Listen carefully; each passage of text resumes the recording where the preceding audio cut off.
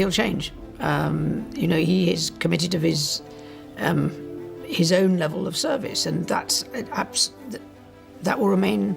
Buckle up, because what you're about to hear will shake the royal family to its core. This is not your regular royal gossip, no, darling. This is the scandal of the century. Forget what you've been told, because Princess Anne has just dropped the mother of all bombshells, and it's about to unravel everything you thought you knew about the royals. Are you ready? You better be, because this is going to leave you breathless. Here's the kicker. Princess Anne, yes, the royal hard-ass, the one who never cracks under pressure, the one who stays silent while the drama swirls around her, has just confirmed something that will send shockwaves through the monarchy. Are you sitting down? The Sally Dossier is real, and what's worse, her nephew, Prince Harry, had been warned. Oh yes, Anne tried to save him, but he wouldn't listen. And now?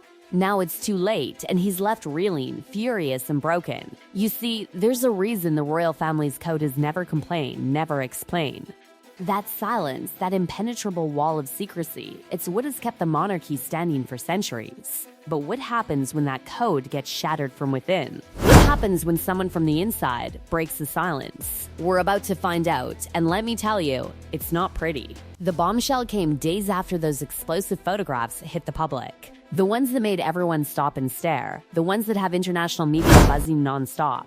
According to sources close to Buckingham Palace, Princess Anne, of all people, has broken her silence. She didn't do it for the press, she didn't do it for the tabloids, no, this was for family. But what she had to say? Oh honey, it's enough to destroy everything. All she said was this: the Dossier exists, and we tried to tell him. Those 11 words? They've reduced Prince Harry to tears in his mansion in Montecito, California. Because the truth is far more devastating than any of us could have imagined. If that dossier is real, and I mean if, it changes everything. The entire narrative of Harry's life, his love story with Meghan, and the family's so-called betrayal, it's all been built on lies. Everything Harry thought he knew is crumbling, piece by piece. Now let's rewind, because this whole thing started long before those photos surfaced. It goes all the way back to 2016 to autumn, when the air was crisp, the leaves were falling in London, and Prince Harry was falling hard for Meghan Markle. But this wasn't just some average royal romance. No, darling, this one triggered something way bigger than a love story. It triggered red flags. Royal protocol went into overdrive. Security vetting kicked in. Normally, it's nothing more than a formality. A check to make sure you're not a criminal, that you don't have any weird debts hanging over your head, that you're not secretly a member of some cult. But when they looked into Meghan Markle's past, that's when things took a dark turn. The vetting team uncovered something that no PR team could smooth over. Meghan's story didn't add up. You see, from 2008 to 2012, she was the struggling actress, the underdog fighting to make it in Hollywood. Her public persona was all about the hustle, the grind, the rags to riches narrative. But the real story? That one was far darker, because the palace didn't just rely on the usual celebrity gossip columns. Oh no. They brought in intelligence agencies. And that's when the ugly truth came out. According to those intelligence reports, Meghan wasn't just struggling. No, darling, she was living a different life. A life on Mediterranean super yachts, at exclusive parties where a single bottle of champagne could cost more than most people earn in a year. She was rubbing elbows with Saudi princes, Russian oligarchs, and other members of the world's richest elite. That's not the life of a struggling actress. That's the life of someone who's being sponsored. And it doesn't take a genius to know that sponsorship isn't just about someone buying you drinks at a nightclub. It's far more insidious. Princess Anne, the no-nonsense royal who doesn't trust easily, was reportedly one of the first to see the Dossier. And what she saw? It made her blood run cold. She understood instantly that Harry was walking into a trap, one that had been set long before he even met Meghan. She saw the pattern, the connections, the mysterious funding that made no sense for a woman who was supposedly struggling to make ends meet. She looked at the evidence and asked the one question that Harry never thought to ask: who's paying for all of this? Meghan wasn't just making her way through Hollywood's cutthroat audition circuit. She was being carefully placed in the path of powerful people, given access to rooms filled with billionaires and decision makers. And that's when the red flags turned into sirens. Because, in the world of intelligence, unexplained wealth is the #1 sign of a security risk. You don't get to travel in these circles unless someone is pulling strings behind the scenes. And that's when Anne stepped in. She didn't lecture Harry about royal protocol, about class, or about the rules of engagement. No, she sat him down and said, "This is a national security issue." And she laid it all out for him. The Saudi dossier, the photographs, the access, the lifestyle. She didn't just tell him that Meghan wasn't the woman he thought she was. She told him that Meghan was a strategic placement. Do you get that, Darlene? Meghan wasn't some innocent girl swept up by love. She was being groomed, cultivated, placed in Harry's life for a reason, and didn't mince words. She told him that everything about Meghan's social rise, the yachts, the luxury trips, the secretive circles, wasn't just coincidence, it was strategy. But Harry? He didn't want to hear it. He was blinded by love, by his idealized vision of Meghan. To him, the dossier wasn't a warning, it was an insult. So, he did what any man in love would do. He buried the report, he ignored the evidence. He shut his eyes to the warnings and walked straight into the trap that Anne had seen from miles away. Princess Anne wasn't being cruel, she was trying to protect him. She was trying to save him from a disaster that she saw coming from a mile away. And now? Now Harry is furious. At his family, at Anne, at everyone who tried to stop him. But the question remains, was Anne right? Was she the one telling the truth while Harry was chasing a fairy tale? Stay tuned, because the next part of this story is even juicier.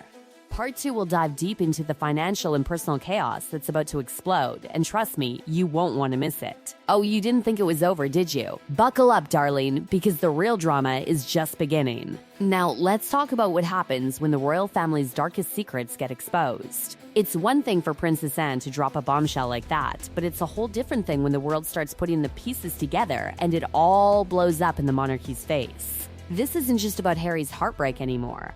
Oh no, sweetheart, this is about survival, the survival of an entire institution. Let's get into the money, because if there's one thing we know, it's that the royals don't just care about love stories and titles, they care about the almighty pound. And trust me, Meghan's story doesn't add up on the financial ledger. For those who thought this was all about love, honey, you've missed the point. We're talking about cold, hard transactions now. And let's just say, the financials are not pretty. The narrative that Meghan was a struggling actress has always been too good to be true, but the reality is so much more shocking. Between 2008 and 2012, Meghan wasn't starring in blockbuster films or making millions from Hollywood. No, she was holding a briefcase on a game show for $800 an episode, living paycheck to paycheck, just like any other working-class actress hustling for her big break. But here's the thing, that's not the story that's being told by the evidence. The photos, the documents, the vetting report, they all paint a different picture. We know the story, the one where Meghan was just scraping by, attending auditions, and struggling to make ends meet. But that story doesn't match the real timeline. Oh no, honey, the photos show her in places she should have never been. Yachts worth millions of dollars, parties in Monaco, VIP events with Saudi princes and Russian oligarchs. And let's not forget the expensive designer gowns, the private jet rides, and the champagne that costs more than your yearly rent. This wasn't the life of a struggling actress. This was the life of someone who was being sponsored by someone with serious money, someone who expected something in return. And here's the kicker, it was all paid for by someone, but the question is who? Because Meghan was not footing the bill for these lavish experiences. No, someone else was picking up the tab, and that someone expected something in return. This wasn't just a girl getting lucky with some invites to fancy events. No, darling, this was a calculated strategy. Someone was using Meghan, and the royals were just too blind to see it. Princess Anne saw the warning signs immediately. She understood the bigger picture, the stakes were high. And Harry, well, he was too deep in the fairy tale to realize the danger. He was in love, and love makes you do some crazy things. He couldn't see what was right in front of him, so Anne had to step in. She showed him the Saudi dossier, the travel logs, the yacht photos, and the financial discrepancies. She even told him, in blunt terms, that Meghan wasn't just dating him. No, sweetheart, she was being kept. And in circles like these, people don't just keep you without a reason. Anne wasn't trying to destroy Harry's happiness. She was trying to protect him. But instead of thanking her, Harry doubled down on his romantic fantasy. He refused to believe it. He buried the evidence. He lashed out at his family, accusing them of being cruel and out of touch. The real tragedy here? He was too blinded by love to see that Anne was trying to save him from a disaster. And now? Well, now the whole world is watching as the royal family unravels, and it's all because one man couldn't take the truth. But let's dig deeper, because it gets worse, much worse. The financial forensics? Oh, honey, they don't lie. The truth is ugly, and it's all there in the numbers. Meghan's salary from Deal or No Deal was peanuts, about $800 per episode. But those luxury yachts, the fancy private jets, the multi-million-dollar homes, they don't come from peanuts. Someone was covering those costs. And if it wasn't Meghan, then who? Someone with access to a lot of money. Here's where it gets even juicier. Those yachts weren't just floating in the Mediterranean for fun.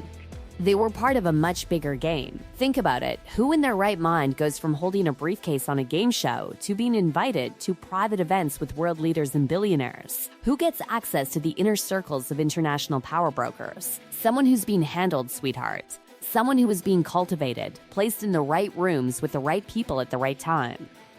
It's not about luck. It's not about coincidence. It's a carefully orchestrated plan, and the world is just now starting to see it. This wasn't just a romance. This was a transaction on a global scale. The price? Meghan's discretion, her presence, her ability to facilitate introductions, and her ability to be seen with the right people. In the world of golf elites and international power, access is everything. And that's exactly what Meghan was providing. But don't just take my word for it. Let's talk about Marcus Anderson, Meghan's so-called best friend. He's been portrayed as nothing more than a charming consultant for Soho House, a loyal confidant. But in the intelligence world, he's seen as something much more sinister. He's what's known as a handler, someone who manages relationships, facilitates connections, and ensures that the right people meet the right people. And guess what? He's been there, orchestrating everything from day one. He's the one who introduced Meghan to the elite circles. He's the one who made sure she was in the right place at the right time.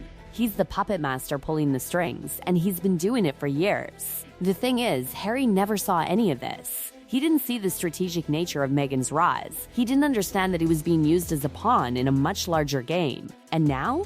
Now he's furious, blaming everyone but himself. But let's be real here, he should be furious at himself for not listening to Princess Anne when he had the chance. She wasn't trying to ruin his life, she was trying to save it. But here's the question that no one's asking. What happens now? The royal family is in crisis mode, and it's only going to get worse. Princess Anne's revelation has set a bomb off in Buckingham Palace, and no one knows how to contain it. The palace has denied everything, of course. They've called Anne's allegations categorically false and irresponsible. But why are they so careful in their denial? Why aren't they outright dismissing it? Because deep down, they know Anne's telling the truth. They know the dossier exists, and they know the consequences could be catastrophic. And as the palace scrambles to deal with the fallout, the world watches, waiting for the next twist in this royal soap opera. What will Harry do next? Will he continue to defend Meghan, or will he finally wake up to the truth? And will Princess Anne be proven right, or will she be left alone in her fight to save the monarchy from itself? The royal family is in freefall, and it's all because one person chose to ignore the warning signs. So, what happens next? Well, I'll tell you this much, this is far from over. The question now is whether the monarchy can survive the storm that's